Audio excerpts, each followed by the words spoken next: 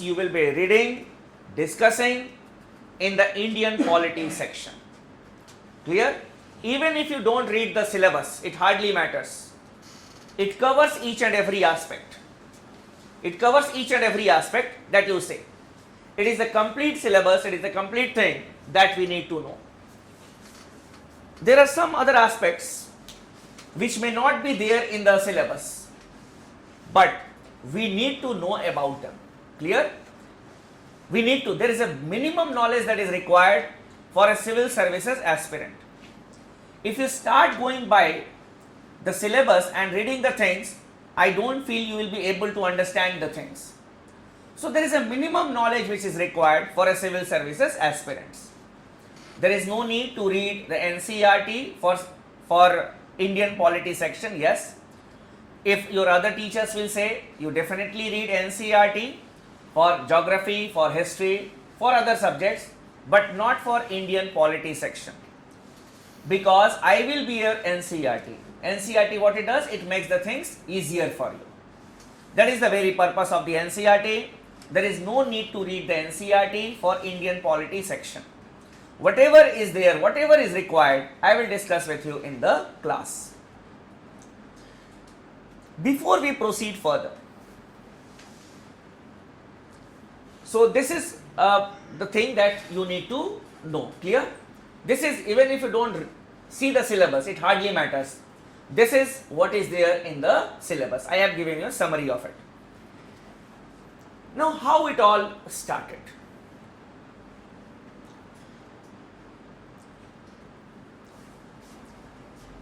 How the Indian Constitution was made? Any one of you know the story of the Constitution making? Any one of you?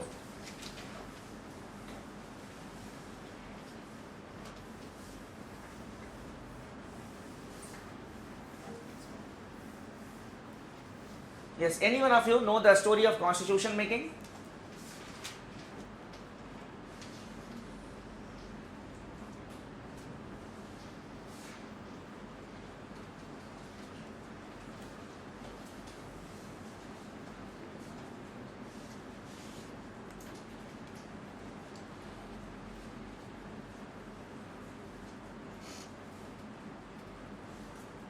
No. We are feeling shy. There are two brands of students. One, so they don't know, it hardly matters. ठीक है. Secondly, many of the students, they know something, but they don't tell it in the class, because some of them, they feel that the teacher will come to know about it and then he will teach the things to the other students. Yes, many of us. Why I will tell? I may be knowing some fact that the teacher may be not knowing. He will know the things. Remember two things. I am not your competitor also. Clear? I am a professional person. I have never appeared in the civil services examination. Never in my life. I started teaching when I was doing my PhD only. So I had no orientation. Yes, I am a part of some public service commissions. I help them in framing the questions, giving them guidelines. So I am not your, we can say, your competitor. That is one thing. Yes, if you can share something, what I can do, if I don't know the things, yes, I can share it with the other students. So your friends will be benefited by that. So from next time you should take care of it. If you know the things, you should share it in the class. Okay, tell me something about the Constituent Assembly. He was Ambedkar was the person who was the head of this body to write the constitution for the upcoming country, India. So he collected so many literate persons of that time and given the work to each and everybody. This will be your section, this will be your section, you have to work on it. And he was very much literate. He had so many, collected all the constitution from different countries on different and various topics. And this how they frame the constitution.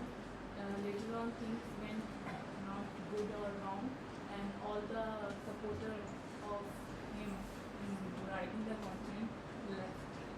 So he was in the end was कहाँ पढ़ लिया? Where you have read this story? Huh? Actually, it is in my mind from various. अच्छा, so all the supporters or the people had left Dr. Bhimrao Ambedkar when he was making the constitution, and he was left alone, and he wrote the constitution alone. No, not alone, but he was the only to do all the things. And people accepted his views. No, not only his views, work he the work done by him were actually accepted by. Sir, Yes. sir, I think in 1946 it was set up, and there were various members from at that time there were princely states and the provinces. So from there they were elected, and from princely states I think they were nominated. So there were members from representatives basically from these political units, and they came together, formed a provisional parliament, and they had a vision to make this constitution. So in framing of the constitution, they divided themselves in committees. There were two kinds. One was related to procedure, and one was related to the substantial matter, what will be there in the constitution. And Dr. Bhimrao Ambedkar was the chairman of the drafting committee. And similarly, there were I think 22 committees were there. They were regarding the sources of the constitution. Mainly, we have taken the main sources are the Act of 1935, Government of India Act of 1935, and many things we have taken from the constitution of various countries which have become democratic before us. And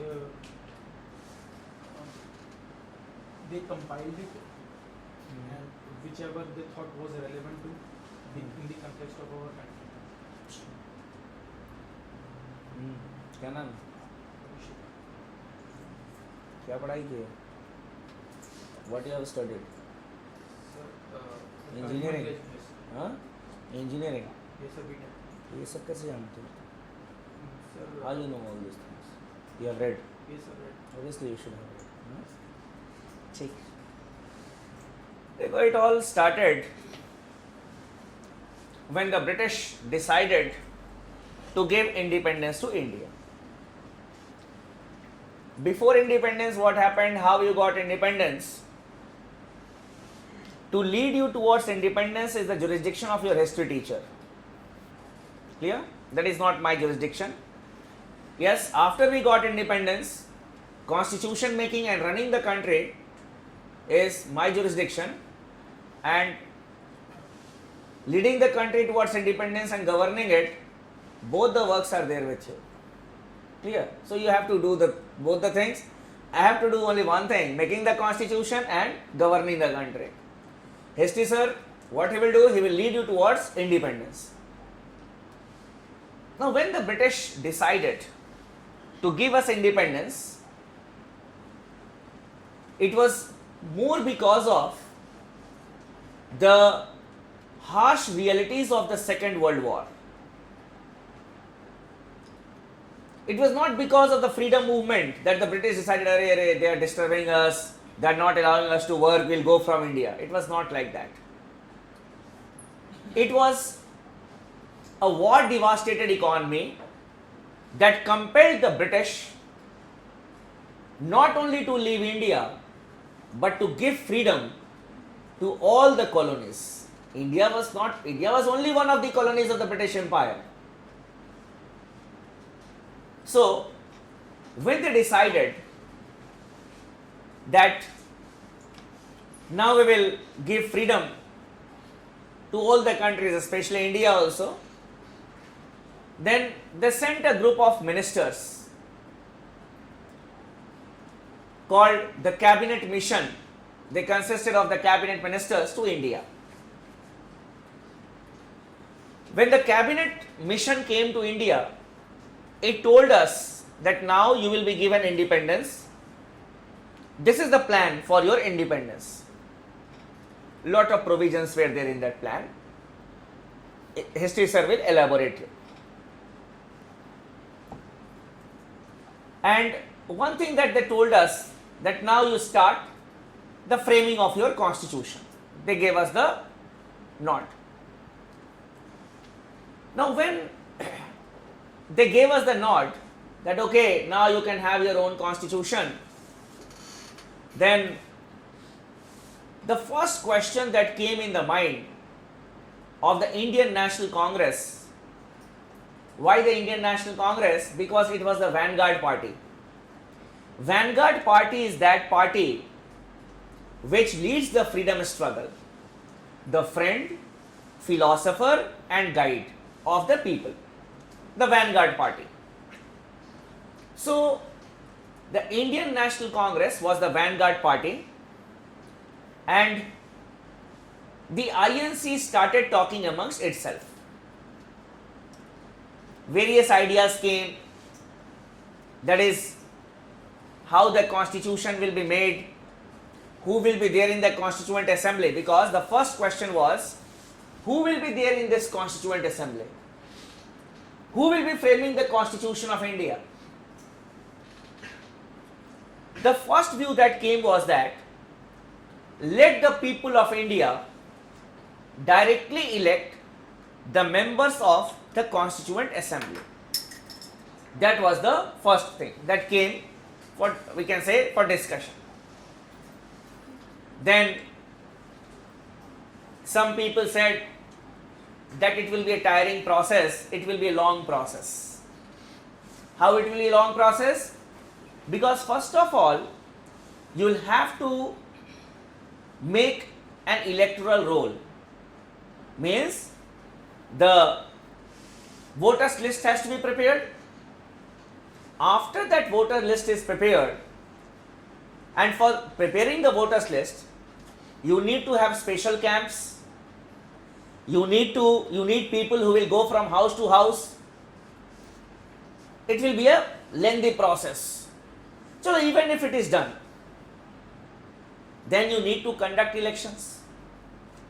Then for conducting elections, you need logistics, you need officers, you need polling booths, and not only this, you need to maintain law and order also, because for the first time in the history of independent India, the people will be taking part in an election, and that too to elect their members of their Constituent Assembly. So they felt that, some members felt that it will be a lengthy process, and we are in a hurry to start the constitution making process. ये 1946 की बात चल रही है जी.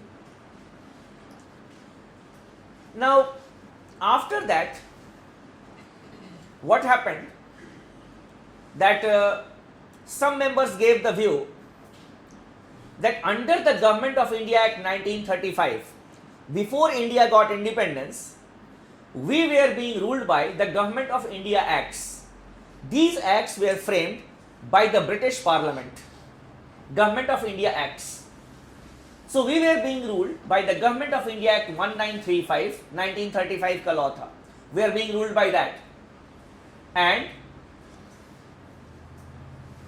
under the Government of India Act 1935, elections were conducted in India for the provincial assemblies.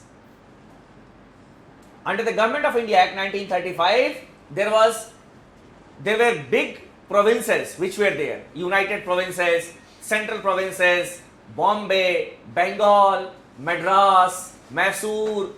Provinces were there. Just as we have got states today, they had got provinces. And elections were held to elect the members of these provinces in 1935. People of India had elected the members of these provinces. No doubt, it was a very limited electorate.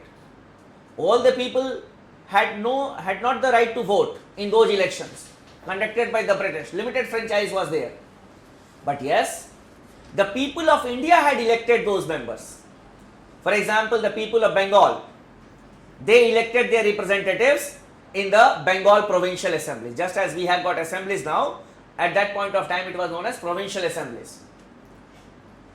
No doubt, the members had resigned in 1937. All the members, means of all the provincial assemblies, resigned. They protested against the British and they resigned. But their name was there.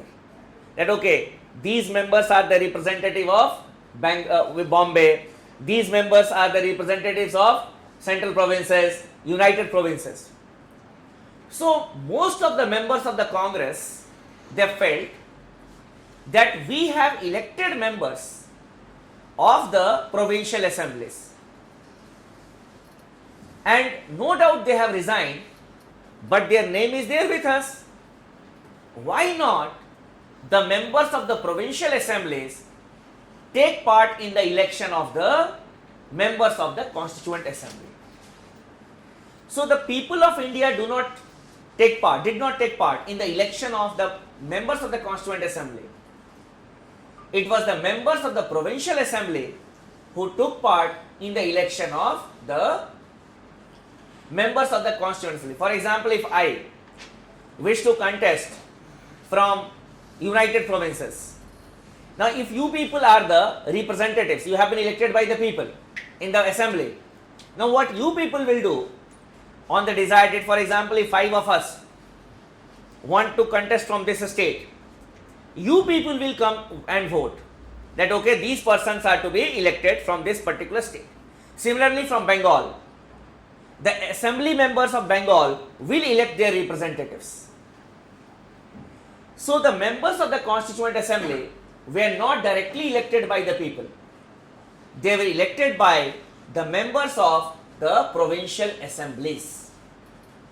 That is why some people say that the Constituent Assembly was not a true representative of the people of India.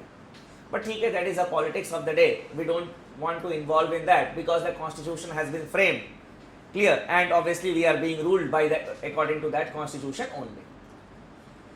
And now when we talk about the elections, during the elections, highest level of political tolerance was shown by the Congress.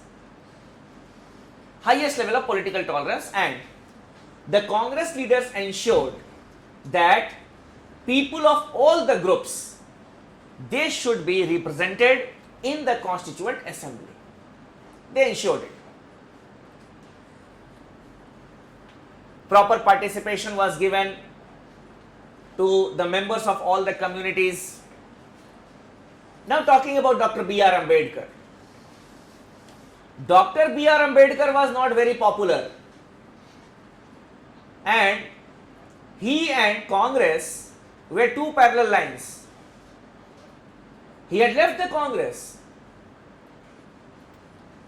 but the Congress ensured that Dr. B.R. Ambedkar should get elected in the Constituent Assembly. He was asked by the Congress leadership to file nomination paper from Bengal, not from Bombay. He belonged to the Bombay state, now Maharashtra. But he was asked to file the nomination paper from Bengal because they had got shortage of members, so you fight from Bengal. And the members of the Bengal Provincial Assembly were asked to vote for Dr. B.R. Ambedkar from Bengal. It was not that Dr. B.R. Ambedkar, he fought the election of his own and he was elected. It was the Congress which ensures because of his knowledge about law. Another person, Shyama Prasad Mukherjee, he belonged to the Jansangh. The Congress also ensured that he should also get elected. He was contesting. So the Congress ensured that Shyama Prasad Mukherjee should also get elected from Bengal. All the Congress, mostly in all the assemblies, the Congress was the majority party because it was the vanguard party. So the Congress ensured that the people of various communities, the learned people, they should be there. And in the elections, the Congress emerged as the largest group, more than 290 members of the Congress, and Muslim League also managed to get 75 seats, nearly 75 seats, and 15 of the seats were there with the independents and others. The princely states were asked to send their representatives. India was divided into two parts, British India and the princely states. British India, the provinces I told you, and princely states were there ruled by the king. It was an indirect rule, we can say. And the princely states were asked to send their representatives in the Constituent Assembly. Now when the first session took place, at that point of time, the Muslim League boycotted it and demanded a separate Constituent Assembly for Pakistan. That we want a separate Constituent Assembly for Pakistan. The Congress leaders tried to pursue them, but it was useless. They did not understand it. ठीक है? Meanwhile, we went ahead with our constitution making process. We formed certain committees to help the Constituent Assembly, because it was not possible on the part of the Constituent Assembly to look into each and every aspect. So various groups were made that okay, you study on this and give a report to us, you study on this aspect and you give a report to us. And the drafting committee which had drafted the constitution systematically, this was headed by Dr. B.R. Ambedkar, and he was assisted by 6 other members like K.M. Munshi, Sadullah, Mr. Khaitan who died, then T.T. Krishnamacharya. These were certain members of the drafting committee. Each and every decision was taken in the Constituent Assembly by consensus. After a part of the constitution was discussed, after a major portion of the constitution was discussed, that whether these articles will be incorporated in the constitution or not, for this voting used to take place. First discussion, every member used to speak his mind that no, why this part will not be there in the constitution, why these words will be there, these words should not be there, and finally voting used to take place. And everyone used to vote in favor of that, then only it was accepted. When Dr. Rajendra Prasad, he was the president of the Constituent Assembly, so when Dr. Rajendra Prasad used to see that some members will go against that particular provision of the constitution, they will not vote in favor of that, he did not allow voting on that particular article, because at the end of the day the voting used to take place. So he did not allow, because he was the presiding officer, he did not allow voting. He used to say that the house has been adjourned for the day, we'll meet tomorrow in the morning, whatever time it was, 10:30 or 11 o'clock. The meeting of the Constituent Assembly was held in the central hall of the parliament. The parliament that we see today, one room it has got Lok Sabha, one room it has got the Rajya Sabha, and then there is a bigger hall that is known as the central hall of the parliament, where the joint sittings take place. Means when Lok Sabha, Rajya Sabha, they sit together, they sit in that hall only. Then after that day's meeting was over, there is a formal meeting of the Constituent Assembly and the members used to go, but after some time, 1 hour or 2 hours, they used to meet again.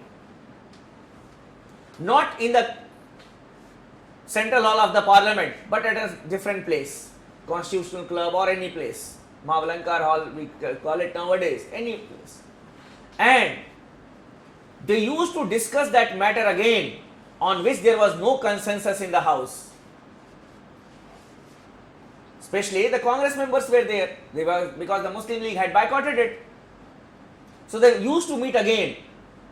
The members who were not happy with that article, they wanted some change. They used to say that on these points we do not agree. We want some changes. And debate discussion used to go on till late night also. Now you see the dedication of the constitution makers. During the daytime, they used to spend their time in the making of the constitution formally. And after the day's session was over, again informal discussion used to take place among them. That was a dedication which was there with the constitution makers. Now you say your parliamentarians or our parliamentarians, they do not attend even the day's session. How can we expect them to do the extra work? But they had a sense of responsibility. And when a consensus used to take place, Dr. Rajendra Prasad was informed that now we have got a consensus, some changes may be made. So discussion on the next day, formal discussion, changes were made accordingly, and then again the voting used to take place and everyone used to say yes, yes, yes, and then the article was incorporated in the constitution.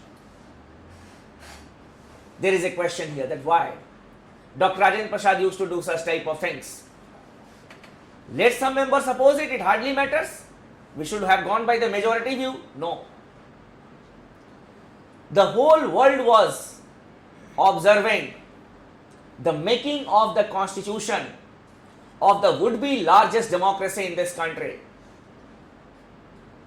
And the visitors gallery was full.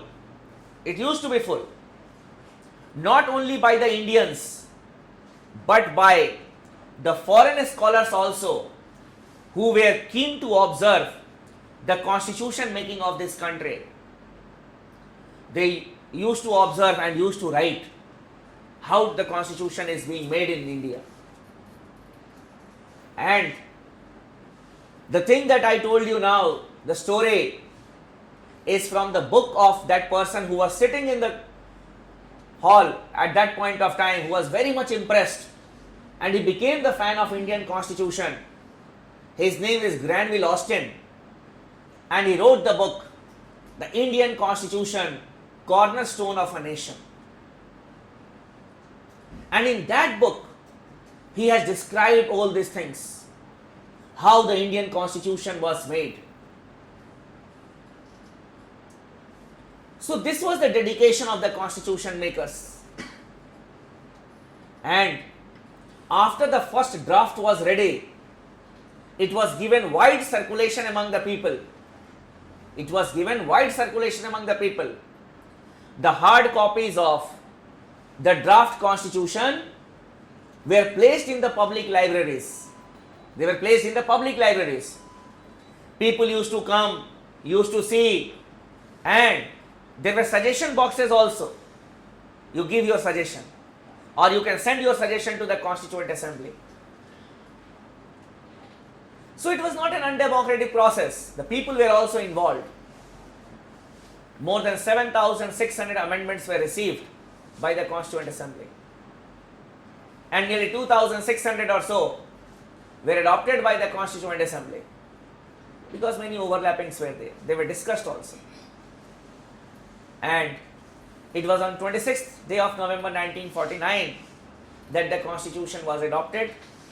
The Constituent Assembly said that today we are adopting this Constitution, and from that day some of the parts they were implemented, like citizenship, but rest of the parts were enforceable on 26th January 1950.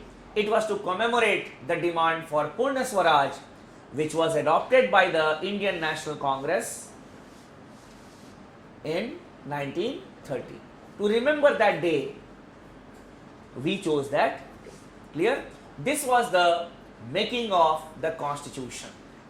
This part is important from the prelims point of view. There are certain facts, you may note it.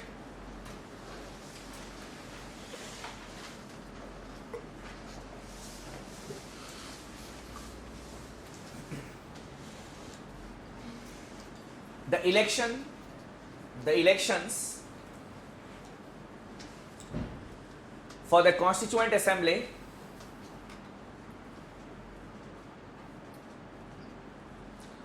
were held in July 1946. Were held in July 1946.